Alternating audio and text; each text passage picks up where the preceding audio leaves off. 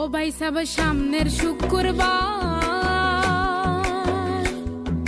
শান্ত আলীর বান্নি ওইব নেমতপুর বাজার। ভাবি আইমনে সামনে বার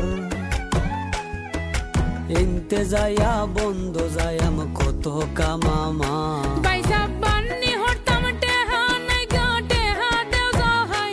ভাবি বাড়িত যাওনের বারা নাই গা শেষরা মিসার হন।